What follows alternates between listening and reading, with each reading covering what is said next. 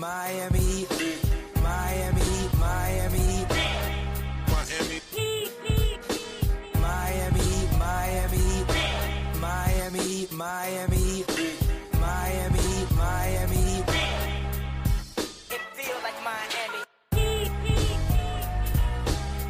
Welcome to the Miami Heat Beat Podcast. I'm your host, Giancarlo Navas. And with me today, after a big Heat win, we have mother of sons, Siobhan, Beslow. Mother of bleeping sons. Do you hear me? Two of them things. Firstborn and a second.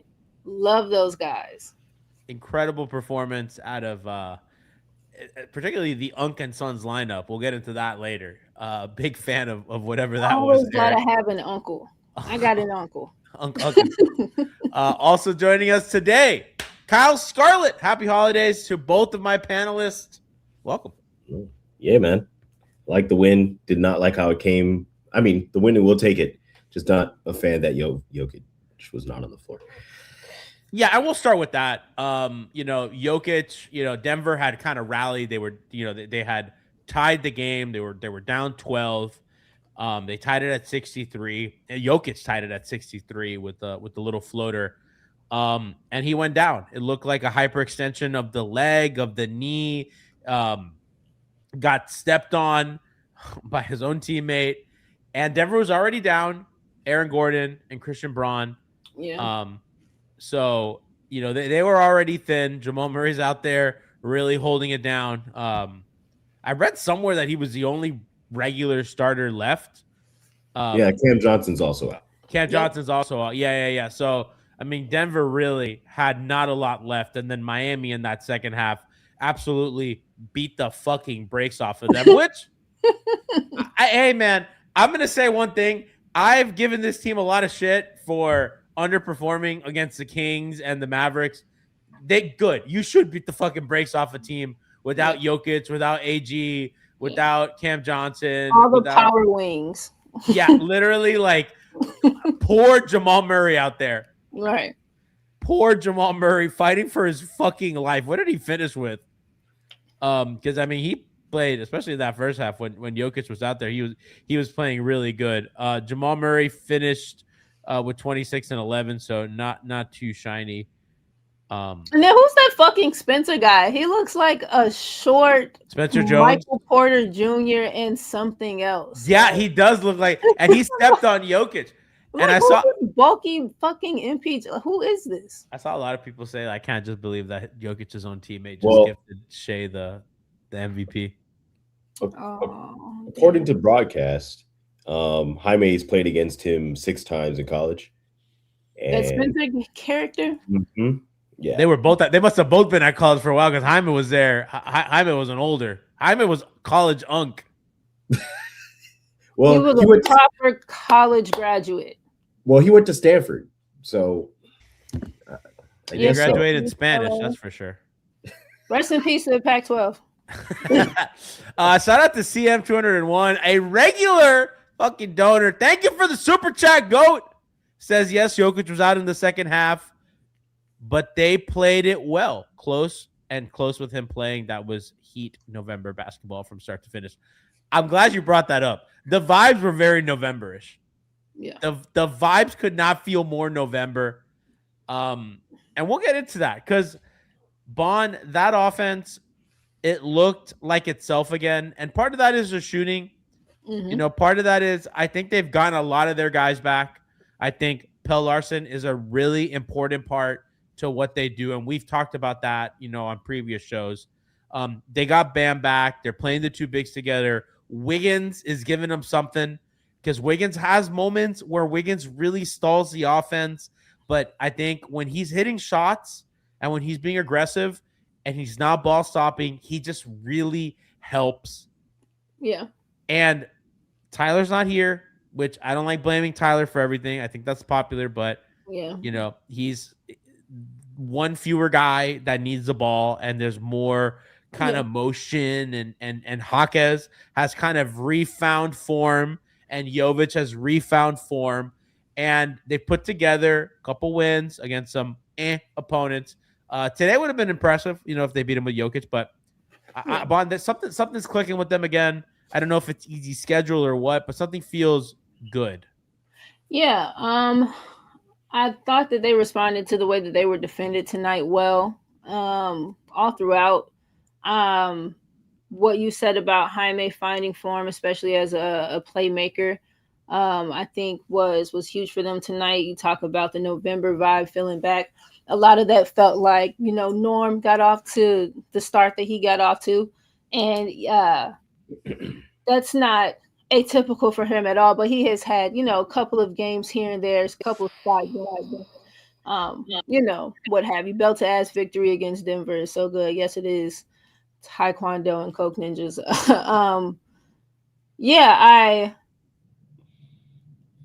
The playmaking from Jaime's the steady ability of Jaime to be able to get deep paint touches. It's not the quickest thing, it's not the most finesse thing, but it is reliable. The decision making has gotten better. Bam made good decisions out of the post. I thought Nico made good decisions when he played some in the post. I thought that they defended well. They defended the post well. It was just I felt really good about them. Like the comment a little bit ago, like even when Jokic was in the game, I thought that they were playing well and they felt like they had some principles to them. And then once Denver went zone, we'll talk about that a little bit later. But like I was really pleased with the way that they responded to that. And it just Davion was little bursty like pockets. Davion filled the small pockets. Kalel was huge. All of the pieces just did the things. And it felt like one of the few games where all of the pieces that played, Drew was impactful in his minutes. This felt like one of the few games where all of the things did their things really well. And I say that again because it was, another really strong Nico game. We've had almost the rest of them, play well together up at this point. To have Nico kind of back into the fold the way that he is, it really does help. Confident. Push them all, that much along. But everyone else doing their things and doing them well. Chat says belt to ass is appropriate since Kyle got his hair up like someone's dad on the weekend right now. That's G's fault. We were in pre-show and Kyle was showing us something, and G was like, "Hold on, man, you kind of badass with it pulled back." It looked good, man. I was like, "Damn, bro." I go let rock it. Yeah. It stays down most of the time. The fans love you. Real quick before I get to Bond, you mentioned Davion. I think it's so badass when Davion hits a big shot. There was a possession where they had like 4 offensive rebounds and nobody could hit a 3. And Davion hits the top of the key 3. And you know how like they always do a close-up after a guy makes a shot. And Davion doesn't even fucking smile. Just running back on defense, chewing gum. And I was like, I fucking love him, dude. I just think that's awesome. And not even in a pretentious way. No, he's just like locked. He's locked up. Next play. Locked in and locking down. I love him. Kyle, I mean, the shooting just feast or famine with them, or are they doing things to kind of get the wheels greased offensively? Because it's hard for me to tell. And I think this is like one of the most difficult parts about like covering a team on a day-to-day basis. Is it like, are they doing micro adjustments to free up some of their shooting, and then that's kind of opening everything up? Or is the shooting opening everything else up? Are guys just hitting shots that they're not making, and the rest of the team now benefits from that? Well, they had 40 assists tonight. And of that, Jaime had 11. Just as in a microcosm. And so when you have the ball moving, guys finding guys, ball being placed in spots, and I've said it before, and, coaches have said this before, when the ball has energy, typically you get good shots. Talk about it all the time. So, them playing with pace, with some energy, you can create some easy buckets in transition, which they did get out on the break a few times throughout the night. And so just moving without the ball, not having to hold the ball so much, being smart with it. I mean, when you put in guys for garbage time, which I hate calling it garbage time, but that's typically what it's called, you're going to see some of that. That's the only time that they're going to play. But throughout the most important parts of the game, guys move the ball. I mean, Davion had 9 assists. So just between Jaime and Davion, they had 20. They had half the assists.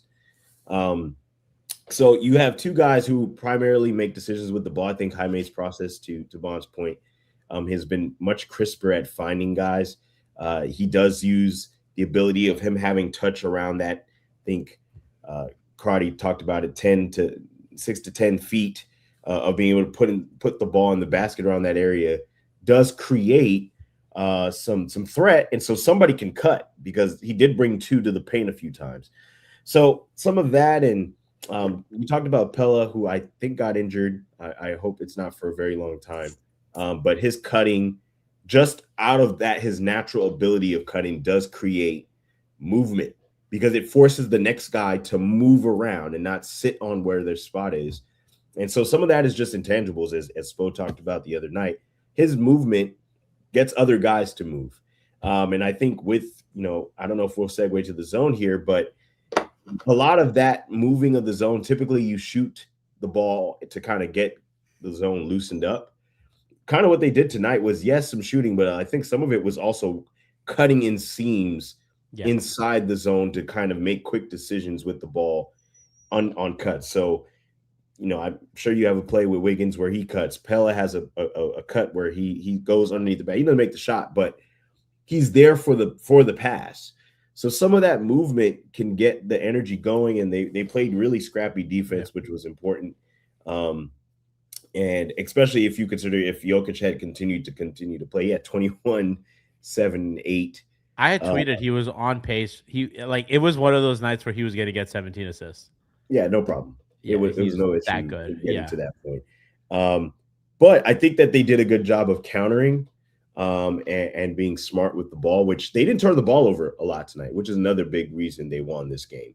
Taking care and of the 40 ball. assists, considering they don't turn the ball over and they have 40 assists, is huge. Right. You're just gonna mog teams doing that. And towards the defense, which I've loved this kind of stat, they had 9 turnovers all night, which is amazing. And they are apparently the top team in least fouls committed, and hovering around at 19 per game. They had 22 tonight, which is a little bit over. But keeping your hand, playing, Bond talks about this, and I've been using it more as I've been watching. Didn't have really a term for it or a phrase for it, but now I kind of have one. So I'm crediting you for that, and I have done that. But playing with your chest, not with your hands. Right? You're gonna get fouls called when you reach too much. So if you play up, right, your hands are up, you play out in a solid defensive position, you aren't going to get as many fouls called. And so they played a lot of good defense tonight, which is how they were able to get on the break and move the ball. So I was excited to just see them kind of put it together. The threes, I think, were just a product of guys relocating and getting into a rhythm shooting wise. And the guys who made shots, aside from a few emergency shots, which, are late in the clock, a lot of them were in rhythm shots, shots that they've been taking, and nothing that came outside of the flow of the offense. I thought their pace was up today too. They were at 100 possessions for the game. Excuse me. Yeah, 100 possessions and 147 points off those possessions. So pretty a very neat points per 100 possessions. I think they're still first in pace, G. Maybe probably, yeah. But today I thought particularly and I thought you saw how and I thought it slowed down a little bit in garbage time. Mm-hmm. By the way, you mentioned Jaquez and kind of his play lately. I just want to say, in the last 5 games, almost 22 points a game, 5 assists, 59, 46, 73 split, plus 49. All off the bench. I think he started one of those games, but he's been just fantastic again. And I think finding form again is important for them. He's just so steady. He's just so steady, man. I tweeted it a while ago when that guy was still here. And I might have deleted it on some stupid shit one day. I don't know, but so much of what you lose with with Jimmy leaving in the middle, like in your paint, like just so much of the kind of just, I don't know, just the steady kind of gnawing at just chipping away, like just, and just getting back to being really effective with his fakes. I thought his first year, his faking was really, really solid. Second year, there was something off It with was it. predictable. Yeah, it had got, yeah, I was about to say his cadence had gotten figured out. Yep. Um, and it's back to feeling, but there's no market change. I don't know. It's just back to, he's just back to feeling very much in control. I think when they Of, shoot more, like when the shooting is better, mhm, it's just way easier for him Mhm. to navigate. Because yeah, if teams are, and we've talked about this, like kind of the nail help and kind of real teams mhm, sinking against them, and if you can't do that, then it just becomes. I mean, he wins the drive, right? Like, and I think that's the one thing about consistently. him. I think he and Davion are the two guys that are Yep. clean winning. I Yep. think Norm too, but like those guys are just clean winning all the time. Norm wants the screen. There was a possession where they said 3 fucking on ball screens for Norm, You know, and I was like, "What the fuck is that? so What am I watching? who are these people? Who are you people?" So, um, yeah, I mean, just the shooting really helps, and all that. But he was big time, and I think they, he unlocks a lot of their pace too. I think he is probably the best with the ball going fast. I think probably him or Davion, but I probably say him. Yeah. I think Hero's good with the ball quick, but I think Jaquez like wants to drive it down the lane. Tyler wants to get to a pull up, which I think is very different. I know that Jaquez had a streak of threes made. I don't think he made one today. He Oh, did. he did. So he He did continued it. He too, was 1 or 2. actually. I Yeah, think. so he's kept that going, which I think is also like really good too. Like, and I'm a big proponent of. I think Giannis is a good example of this, where people really wanted him to be a 3-point shooter, and then he started taking more threes, and he just was never good at it. And I think like you can't rush that kind of development. I think you can't. Correct. You gotta like let a guy be who they are and let them naturally become. I think obviously shooting is always good. Like Right. having that just makes you more. It makes you a better teammate, I think, and it just makes you more, flexible on the floor, right? Mhm. And I think Jaquez is kind of learning that. And again, he's taking like 1 or 2 a game. It's not a lot, but I think it's like, okay, he's playing within his game. He's playing within himself. He's taking the ones that he's confident in, because for the most part, even if he's open, he gets the ball and he puts it on the floor. Yeah. Which Right. I think it's like the important thing about this team and his game. They need the penetration. They need hard drives to the basket, and they need guys cutting, which Pell Larson coming back does that. Jovic hitting shots, getting to the lane, doing little post ups, kind of playing in chaos, all that stuff. A lot less Fontecchio, a lot of things. I love Fontecchio, but I do think that they're meshing again. Not a lot of not great opponents, not banner wins, but we've talked about their schedule coming up. They're gonna have some prove-it games. And I think, as it's often said, Jaime is showing a little bit more wiggle to his game, like on the ball, and also his ability to get off the ball, and I think that was what made his game so predictable in year 2, is you knew he wasn't passing the ball. You knew he wasn't passing the ball. So it was like, oh, I don't have to look for anything. He's not passing. He's not making the next step. Whatever he worked on this summer is, hey, how do I use what I have within the paint to get somebody else a shot and not just myself, but also be effective enough around the basket so that the shot is a threat that they have to bring somebody. They have to show a little bit. And so, they try to get him when he's out on the floor. They try to get him the ball early. They try to get over over the half court line, and he's attacking immediately. And some of that initiates somebody cutting. Sometimes it's where he can get, I think they had a lob tonight, just like where he was in the paint. They brought 2, he threw it up. And having a 7-footer who can just have vertical spacing is Right. important. But his ability to pass the ball and just being more cerebral and the game slowing down for him passing wise does make it more difficult for him to be guarded. So sometimes it's a pass, or maybe he's taking the floater. I love that he's been using the glass much more this year than he did in year 2. He tried to finesse it, which I think some finesse is very complicated to do. I don't think anybody understands how difficult a floater is. Like, that's not an easy shot. It requires a certain kind of touch. So his ability to do some of that, but also decide, you know what, I'm gonna use the glass. I'm not gonna be prideful. Let me use the glass and actually like score the bucket. Sometimes it comes off strong, but I prefer the process that he's approached with this year much more than last year. And I've liked his footwork has been more crisp, more forceful. And the quick decision to pass the ball if he sees something. So I've liked his game a lot more. The chat says that Kyle went to the barber and asked for the Draymond Green. That's offensive. Leave my boy alone. Leave my boy alone. Leave my goat alone. What Fig said says, had my girlfriend look at the score in the 4th while I was driving. Was sure she was lying when she said the Heat were up 20 plus against Denver. We love that our chat practices safe driving.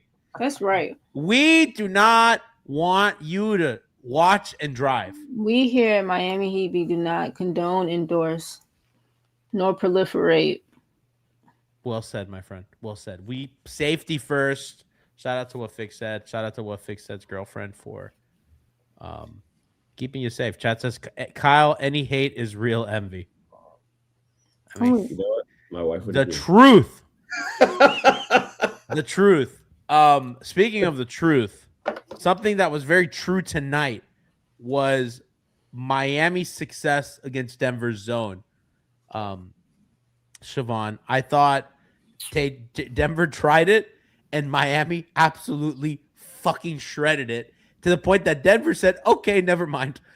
Which is one of my favorite things to make a team do when they deploy a scheme, a defense and offense, and it just doesn't work. And they just go, okay, well, we tried. Yeah, literally like, okay, like hands up, like, yeah, the Drewski, you know.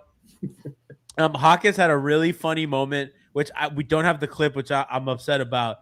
But there was a really funny moment where Hawkins is in the dunker spot, like deep on the baseline, and he just kind of like scrunches down and hides, and then like flashes in, and it was a top of the key to dunker spot pass, and he just scores at the basket against the zone. Because Denver's zone had really kind of, I thought it had shifted up to put pressure on the ball. So it was just a really funny kind of possession. But Bond, they were shooting well. They were relocating. They were flying, which I think the increased pace kind of makes it hard. It was the most confident I've seen them against the zone. And I know the numbers would say that they're good against the zone, but this process felt like, they just. Yeah. You know, sometimes like they'll win and you don't feel good about it. This one I was like, they fucking got that shit. Yeah, it's because the move, or for me, it felt like the movement. To your point, a little bit about the zone having felt like it shifted forward, like pressing up a bit more on the ball. Miami's motion, they felt to attack in like the bottom portion of the half court. Earlier on, you know, Spo was so dogged about not feeling the need to kind of, you know, deviate from their man-to-man offense with how they wanted to approach zone defenses. And I understood it. And in theory, you know, all of the shit that they've been doing offensively, drive, rip, go, you hit the resistance, move it, come off of it. In theory, you know, like all of that kind of works. But you know, the thing with the zone, get in the middle. And I appreciated what felt like more intentionality to get it in the middle, to then watch kind of just some of the really subtle shifting, kind of like you said, that was happening near the basket. You typically see like a lot of kind of cutting through from the wings and things, and they were content to. We don't do or especially when we've been doing the double big stuff, and I can't quite remember what the lineups were. But we had like Pella or Jaime. We had guards, wings, kind of in the dunkers, and the motion. I wish I had one of the clips. The motion felt to flow in a direction that it kind of had not been flowing. Mhm. And yeah, they were really well aligned with the bottom forward. So whoever the bottom middle forward was for the Denver defense, we had someone like right kind of one-on-one kind of lined up with them, and then whatever the middle paint person was doing, and then whoever kind of was in like the little dump off area, the wings were rising and rolling kind of as they needed to be. But it was just one kind of quick little flood of the baseline cutter and kind of whatever the block presence was, and shit just was opening up, and it was just like really small kind of interior passes, and then we were just getting like really fruitful things. And I agree with you, the process felt different. I hope that any of that was graspable. But yeah, no, I like the zone today, but I wonder if some of it or how much of it was based on the way that Denver decided to like align their zone. So I thought that like I said, that we lined up well and then moved well from being well aligned. I feel like I like Denver zone, they really try to occupy space. And it helps, and when the space occupation, it helps having good decision makers. When Jaime makes good decisions, when Nico makes good decisions, yes, your It's kind of like space matters more. It kind of feels like, to use a soccer analogy, I feel like it's like when you kind of really have like a crowded midfield box, and you kind of leave the wings or you leave like other parts of the feet of the pitch open. And I thought like Denver's zone is a little bit like that, where I do think it shifts like high, right? Because you do want to use your size and that length, right? And I actually would be very curious how this looks with Aaron Gordon and Christian Braun. And it looked different when we played them in Denver. Yeah, he was available. He is I think the cog, like the main cog for that zone, right? So somebody else, AG, yeah. So some of him not occupying that space made it a little bit easier to wrinkle it. He does plays an interesting kind of style of defense when they go zone. He's still not as much the athlete that he was, Orlando, but he still is athletic enough to create like disruption. And so his ability to play like multiple positions and guard multiple positions defensively makes that zone really work. So I think, Erie talked about a little bit, asking Peyton, to try to kind of do something similar when he's not the same physicals, not the same like tools per se, does make the zone a little bit easier to crack a little bit.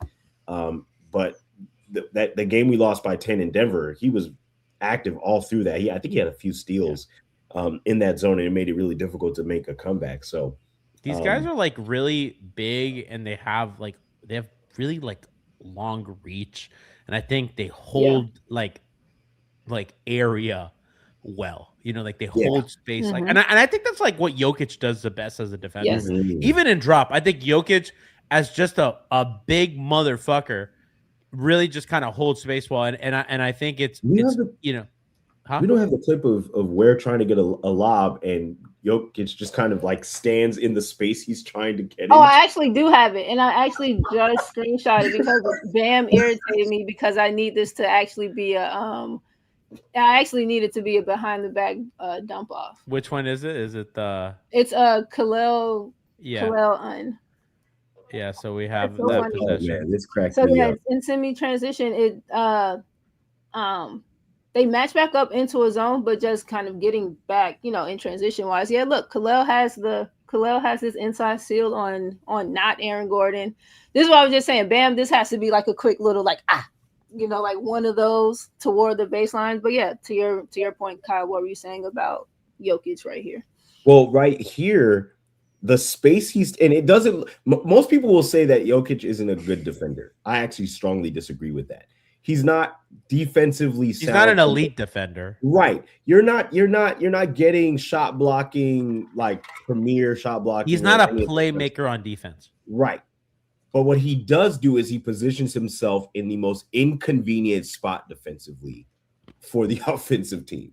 And so here, technically, this is not good. Like, that's to Bon's point. That needs to be a pass behind, like, just put that behind the back. Because going upward, and I don't know if it, when you roll it, you can kind of see what happens from here, but it does not work out. Look how much space he just takes up, right? Like, who, Nicola, right? Yeah, So I coined the term called your like defensive sphere of influence, and this is kind of good because he has his arms kind of up some, but they're not even kind of fully extended. But yeah, to your point of just occupying space, like everything kind of around this body I own. So fucking European of him.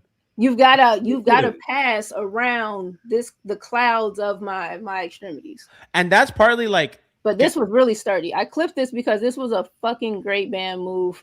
The up and under after he vacated the left, went middle, and then brought it back left really strong. So I'm gonna bring it back for a second. If this is Shaq spins the other way and gets a hook. And Big Dog don't got that. And he scored, but he made it harder than it had to be. And that's why Shaq always says, I had a move and I had a counter. Yep. And the counter, you spin the other way and you give that little left-hand hook and you got it. Easier said than done. Yeah. But I mean, hell of a move by 13. Necessarily the play I was referring to. The play I was talking about, they were on the break and Ware's running down and he's pointing up for the it's after a few things on the possession. And he's running to try to gather to like dunk the ball, and all Jokic does is stand in the space he would be jumping into. And he reads like, that's what he does. Pounds, he's not moving. It's like, yeah, that's not going anywhere. He has quick hands too. I think he has like quick hands, and I think there's like two kinds of like defenders, right? There are the guys that make plays, right? There's the guys like Bam, right? Like Bam will make a play on defense. Bam will do something incredible and save a possession. And then there are guys like Jokic who are, like we just said, really good positionally. It's not like Bam's an active defender. Yeah. Like Jokic, like passive, but like not passive in, the worst sense. But I mean, because even a guy like Gobert is a drop defender like him or Brook Lopez back in the day, but like it's different. It's just like I think Jokic understands his, I don't want to say physical limitations, but in terms of speed and kind of uses his body really, really well. Yep. Knows his speed and his dimensions. Like he knows he's slower, but knows that he's big. He takes up space. He's nimble. What Fix said, and we'll be quick on this because I want to get to Nico because we spent a lot of time already. Just how did Bam look coming back from injury? Most important stat for me, the 4 assists. That could have been 7. Loved his passing today. Loved his playmaking.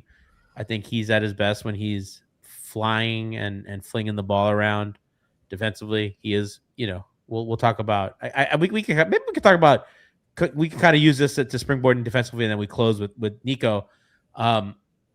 And I want to focus mostly on the first half because I think the second half we saw them obliterate a very depleted Denver team. Yeah. But in the first half, I thought the way they defended Jokic was interesting with the 2 bigs. And I thought Bam's a big part of that. And while Jokic was torching them, they were doing what they always do, right? They front, they swarm. They had Bam on him early, and there was a lot of late doubles. There was a lot of late help. Often not Ware. It was often Jaquez. It was often Mitchell, I feel. I didn't feel like they used the full extent of their size, but they did rebound the ball really well, which I thought was by design. They didn't throw all the size at Jokic so that they could do some defensive rebounding. Because Jokic, I think, there was a while where he only had like 2 boards for the game, finished the half with 5 rebounds, but kind of really got there late. Bon, I thought that was interesting. I didn't feel like they threw all the size at him, but they did have size on the floor. I agree. They did some of what you talked about too when it was one big on the floor, especially like when with the Nico at the 5 lineup, there was a great bit of bringing a late double once, but bringing that from the guy maybe 2-3 passes away. Nico gets it, Jokic gets it. I mean, post entry, he kicks it back out. Now the double's coming from Pella, from off the ball, from strong side. And so now where Nikola has in his brain, the first double came from over here. So I know that this corner is probably going to be open when I receive it again. Now it's coming from somewhere different. That first read's not there. Now you're kind of a little bit disrupted. And yeah, I would agree with you that I think a good bit of it, is intentional. He's too smart in them collectively as a group, again, knowing that they, did have some injury or a lot of injury coming into today. It is important that we puff our chests a bit and appear a bit bigger and guard up and create havoc in the airspace of bigger offenders when we're able to, but still come away with defensive rebounds. And I thought today was a pretty decent job. G, if you want, since we're here, you can throw up the one that says swarming. It's the clip of kind of what I just described. It's the Nico at the 5 lineup. Mm-hmm. Enters it into to Nikola. Jaime's guarding, what is that, Bruce Brown? Bruce Brown's going to kind of exchange or kind of just sink down. As Jaime's in his retreat, he's still aware. And so Jaime kind of makes himself the double person. Drew will split, these backside responsibilities. Nikola gets it back out. Jaime gets back to his. Our Nikola battle. They enter it again. And then, like I said, the double. Norm said, yeah, Norm's doing a good job. Like, that's a really, really kind of deep dig. Norm's coming damn near across midline to kind of just occupy some space in wherever Nikola thinks he wants to go. And then same with Pella. Pella's sinking into the lap and then kind of just goes to commit. And everyone else is zoned up pretty well. And then you get it back out again, and then making them kick it back out to the same side 3 straight times. That's a dead possession. They kind of just want to do something to get it over with. Shot clock's down. That's a frustrating, and it's one possession. And I'm just play it one more time and kind of let it go. That's one possession. 3 guys going for the board. Yeah. You got to put possessions together like that, like consistently with different, triggers. Maybe the first double is Norm. Maybe the second double is Haime. Like, just kind of being able to, and maybe it's a call, maybe it's not. Maybe whoever feels like they have the best beat on it, they go for it. And then the others zone up around them. Either way, it's a really, connected defensive showing. Look how active Hawkes is everywhere defensively. And then, again, ultimately is one of the guys crashing the boards. Yeah. Flies into Larson, who eventually gets it, and Miami out rebounded Denver by 10 today. And as many times as we get upset at them for their rebounding, I want to applaud them when they do. And I thought that was a really good example of, kind of like when they do gang rebound, when they do all that stuff. I think that's really good. Chat says that's a great clip, Siobhan. That's what she does. That's what I do, that's man. a fucking goat. Know me. Yeah. Follow me. I will say this, and I'm not just saying this because she's on my show. I am saying this because she's my friend, and I have great respect. I think that Bond sees a lot of things that I think she finds teaching moments for. I think I've learned as shit. I think I might have learned the most from basketball. You, and ironically, you and Tony Fiorentino, I think I've learned the most about basketball. Shout out to the coach. I was a wee lad learning about basketball, listening to Tony, but I don't think there's many people that I've learned more from than Siobhan, and I think everything becomes a great teaching moment. So ask your goats about me. So yeah, Nakaya says I'm great, so I'm great. she's your favorite analyst's favorite analyst. I'll tell you that. Absolutely. Truly, I'm actually. sure. If you have good taste. If you have good taste, and if your favorite analyst is Kevin O'Connor, then find a new favorite analyst. Chet says you're our female Tim Legler. Hey, Tim Legler went to LaSalle. I went to LaSalle. Oh, let's fucking go. Shout out Tim Legler and Joe Reed. And Tim Legler's awesome. Tim Legler is awesome. Hey, something to it. He was great on the Christmas broadcast, by the way. I enjoyed the Christmas broadcast. Yeah. I like that better. Tim Legler is male. No, Legs is great. Oh yeah, Boulder goes and said the Legs is his male. Shabbat. Thank you. That's There how we, there we go. That's how we are doing that. That's how we win feminism, baby. Let's talk about we're running out of time here. Let's talk about Nico. Kyle, I'll go to you, then I'll go to Bond.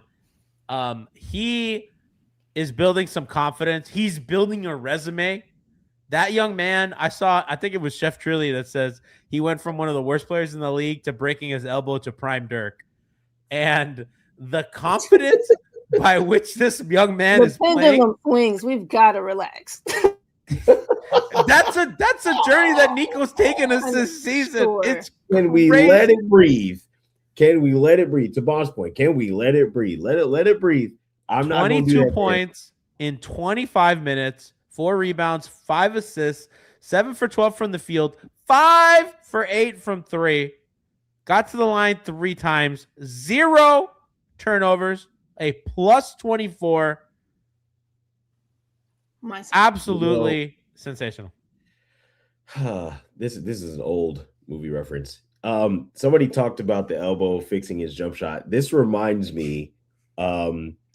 Does anybody? I don't know if y'all remember. I remember the name of the movie right now, where the kid breaks his arm and ends up pitching like 95 miles per hour. Cannot remember the name. It's a baseball movie. Chat says Nico's like the baseball movie. There it is. There it is. Boy, I love people on point. Shout out to John Jewell in chat.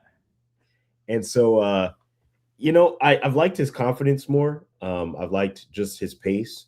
I've liked the vision from him. I can see that he's searching and looking to find easy buckets. Just a microcosm of that is now it's not an easy pass. I wish we had a clip for that. But Jaime's cutting and right between 2 players. I have that clip. Keep going. Oh, he dots him. And Jaime, doesn't have all the lift in the world, but does finish the reverse. But that pass to me is just some of the brilliance that gets flashed and highlighted throughout games.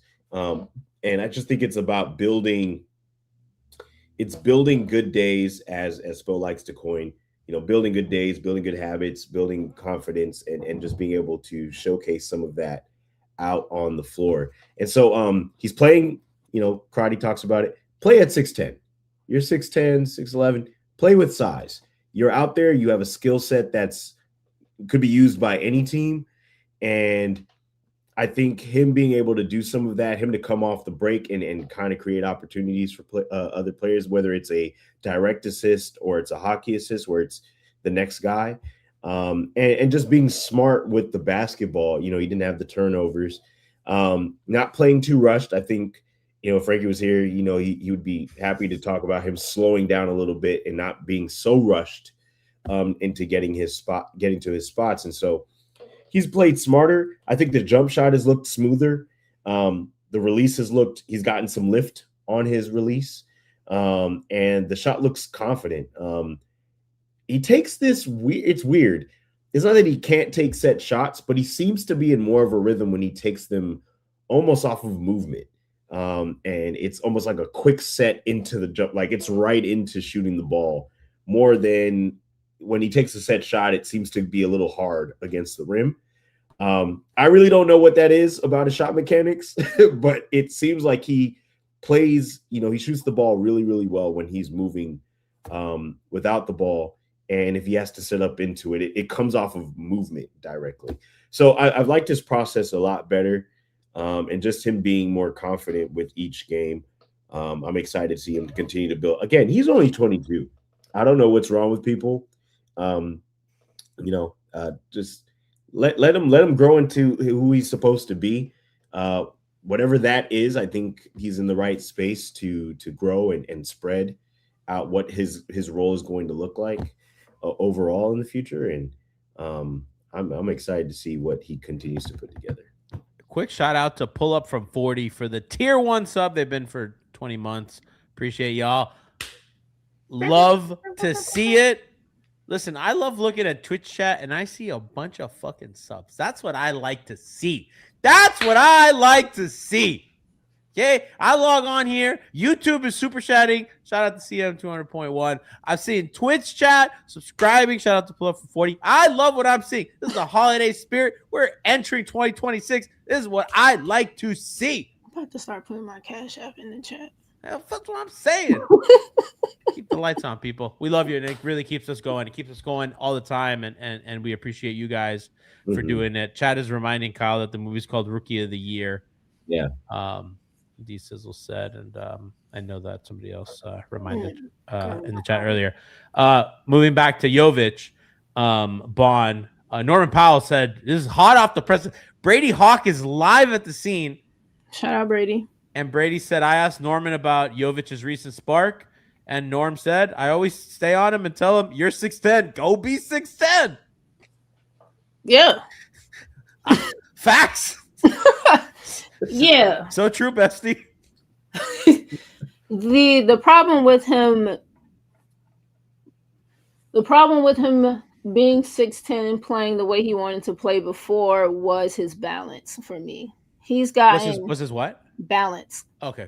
He's gotten stronger, but functionally stronger. So he's never going to be a guy that's probably going to get too bulky. But when I say stronger and in a functional way, his ability to absorb contact in the midsection, because he is 6'10". So like most of the direct hits or whatever are going to kind of come around the carriage area. So to be able to take hits, to not flail, resistance band training, to shock absorption. What I was talking about a couple episodes ago, I forget about with who, but yeah, to not flail after contact and even after going up from for the finish. And so what's going to take him to an even another level is once he hopefully gets lower on his dribble, especially when he's initiating from high. I'm okay with him playing with his chest up and kind of with some stature in like the lower box. So like in the extended post area, he has to be tall and be big there. I'm happy with his decision making out of those areas, like I talked about earlier. And then also with his decision making from the perimeter, I said this last game, he's making better decisions, but by the bounce, by like one bounce of the ball, 2 bounces of the ball. He's so long. And again, he doesn't want to break down yet and get small on his dribble, that like one dribble, he eats a good amount of space. And so his probe can't be the same type of probe that like a Davion's probe is, or like even a Drew Smith's probe is.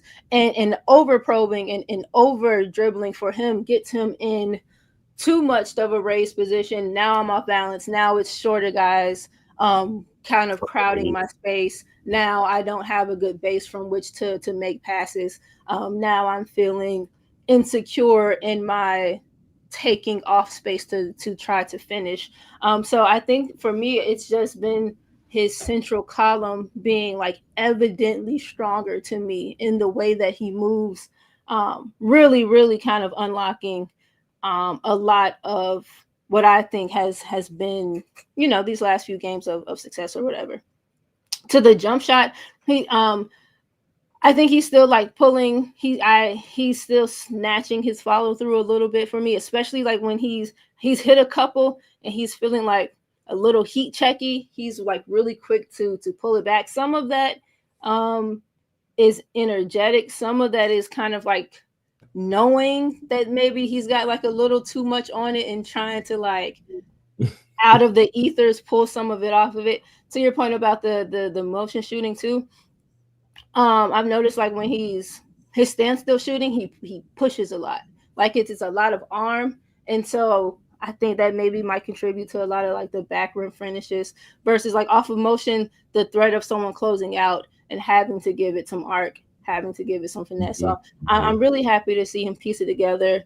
The way that his teammates have been talking about him, and kudos to him. I'm landing the plane. Kudos to him for, again, knowing he can contribute, knowing he is still young, but like, damn, I know that I can do this. Damn, I'm starting. I'm not playing. I'm whatever. This little elbow injury, cool. Shut down. Recalibrate and just recommit mentally to what they're asking him to do. And if he can do it consistently, like Jaime said, like Andrew said, he just adds, another dynamic type of layer to what they already got going on. I think him kind of finding identity again and identity in this system is one of the most important things of this season. And I joked earlier in the show, and I joked on Twitter, I love the Unk and Sons lineup. Oh yeah. Which was it was Drew Smith. I'm gonna pull up the exact lineup right now because I want to get it right. It was Drew Smith, Norman Powell, Larson, Jaquez, and Jovic. And there was a lot of youth and some experience, right? And I think that balance is really important to kind of have them move forward because you need Jovic, you need Jaquez, you need Larson to kind of to be something. Especially Jovic, who you just committed money to, right? You just committed years and money to. And I think I'm glad the organization has stuck with him and given him playing time, even though he struggled. That's something I was worried about. And I know that his minutes were getting cut, but he was kind of getting back in the rotation. And then he got hurt. And then now kind of he kind of came back and came back into minutes, which I think is good because this season has always been about that. We're learning a lot about Pelle Larsson right now. And I'm loving everything I'm learning. Yeah. Love and Jaquez, we're learning a lot too. And I'm loving everything I'm learning. It's so much mental fortitude. Yeah. It's a lot. And I'm loving what we're seeing with Nico lately. And I think it's just really important. And by the way, like throwing that guy in there, he stayed with it. Like people think Spo is hard on him or whatever, but Spo sees it, Spo gets it, and he just stays locked in. I like what somebody in chat, Max Camacho said Jovic at center scares me, but if he plays big when they have to, they're fun to watch. And I think that's important because when he first started here in his rookie year, they were playing him almost exclusively at backup center. And you could tell that was not very comfortable for him. Yeah. He was outwardly saying, I don't like this. I can't do this. And I just want to give him credit. They need, if you're his size in this league, yes, you gotta play it. I'm not saying you gotta play it full time. Yep, but you gotta be able to. Can you give me 11 minutes on a given night at backup 5, right? Whether it be we're shorthanded, the matchup calls for it. I want to play Ware and Bam together a little more. Can you slip in here? You'll play your minutes at the 4, but we need a little bit at the 5. And I just want to give him credit because he's grown into that, and he's kind of, he nutted up and he fucking is doing it. He's playing more physical. He, as you said, he's gotten more strength in the right areas.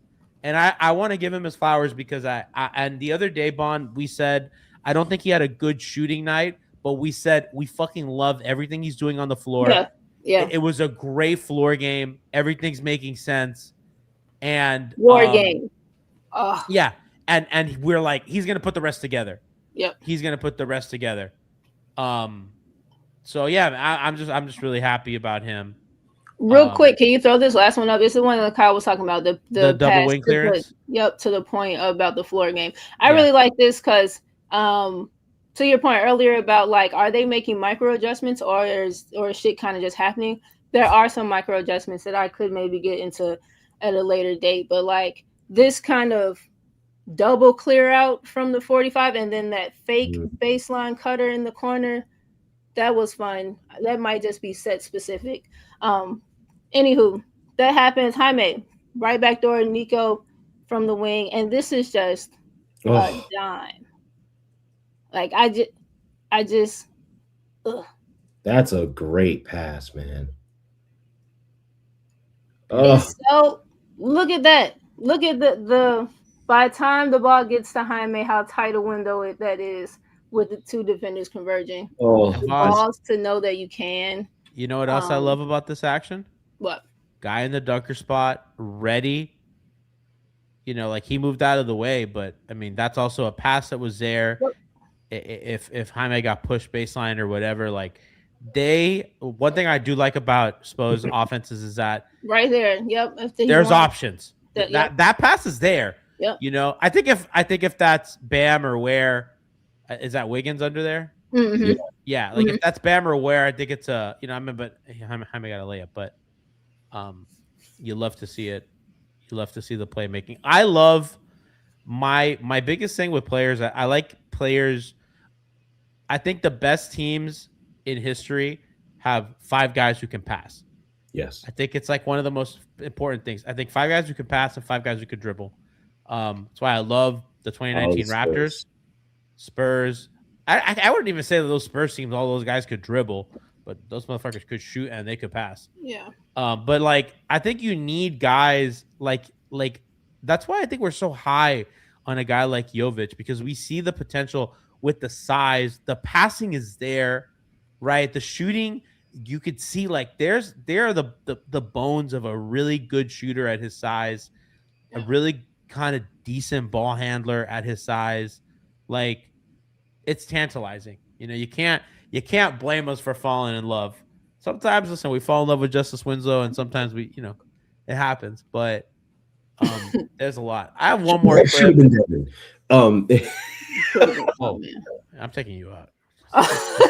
This is a Justice Winslow. Right. What are you doing? Haven't you heard the song? Devin Booker scoring, Was but that part his of your wins orientation? low. You never get the song. Come on, man. Brass Jazz and Leif wrote that song. Justice Shout out better Brass. now. Better Jazz now. Brass. So my guy, man. I still believe in Justice. By the way, I still believe in Justice Winslow. Yeah.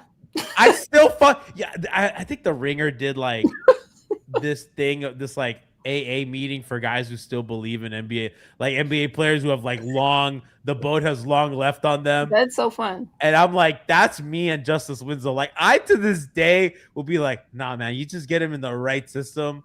Like, listen, bro, I saw him defend LeBron. I saw him defend prime LeBron James.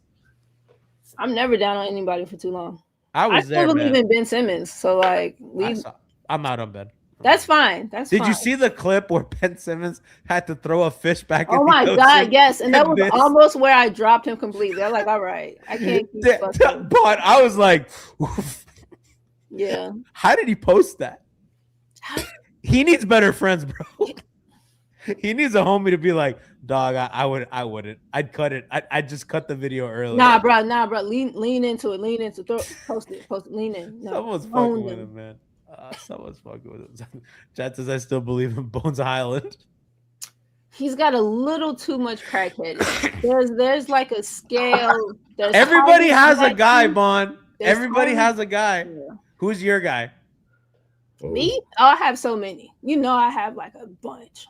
Yeah, but like it can't be Brandon Ingram because he's good. No. Okay. No. I still believe in Gabe, of course.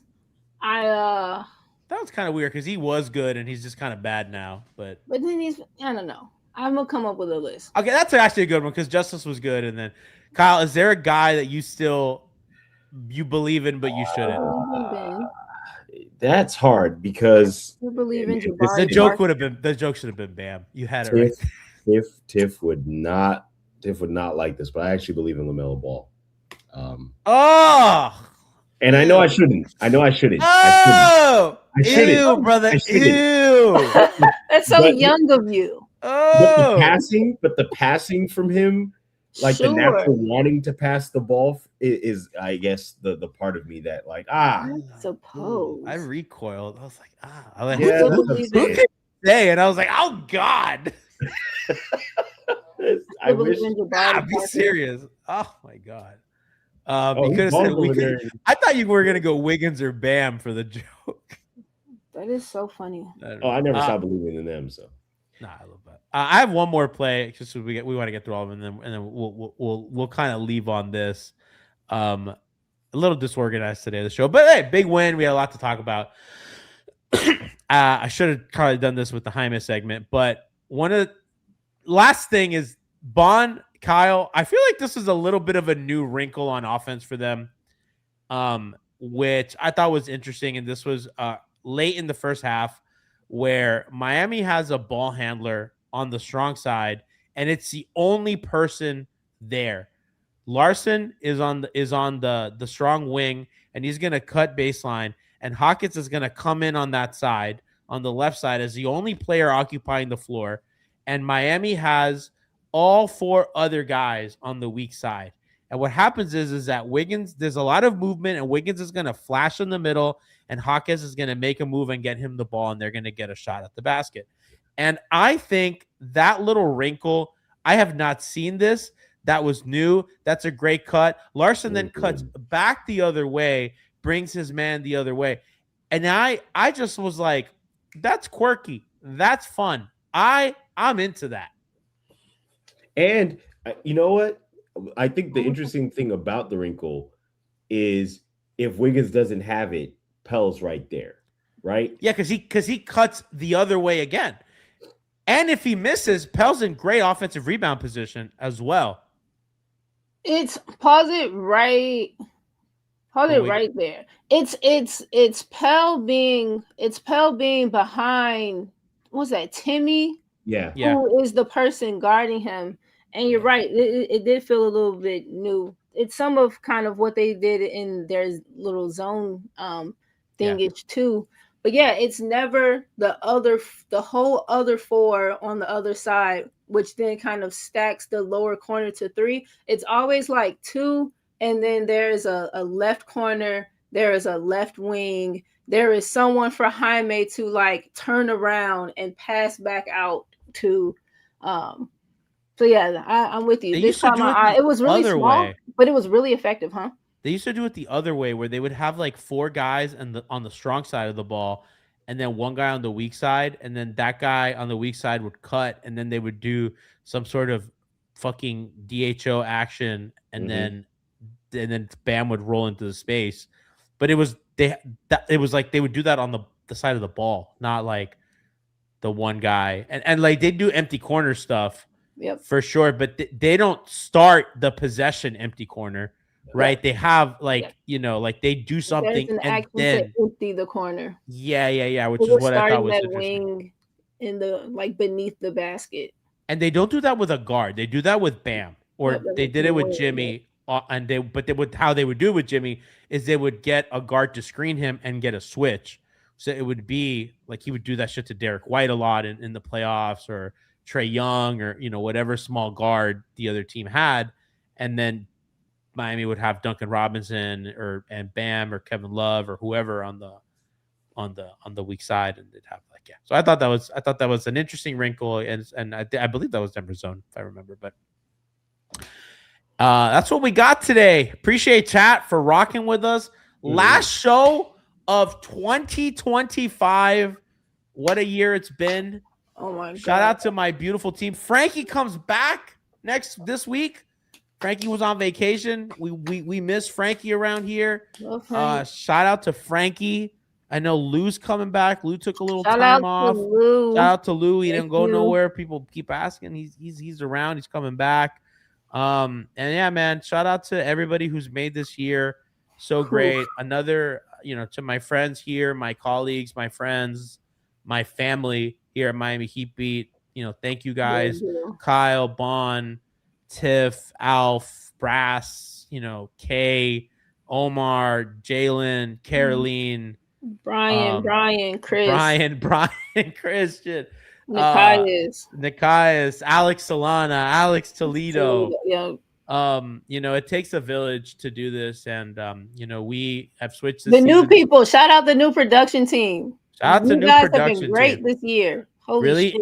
Injected life. Moose. Don't forget about Moose. Can't forget Moose. Ollie, who's part of the new production team, obviously Frankie and everything. So I don't want to forget anybody, but it's a lot of names that keep this shit running. And chat, man, you guys pull up every day.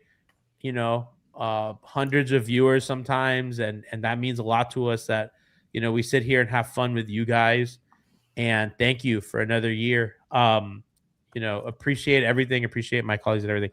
So we will be back for we will be working the first, I believe that is Miami and Chicago.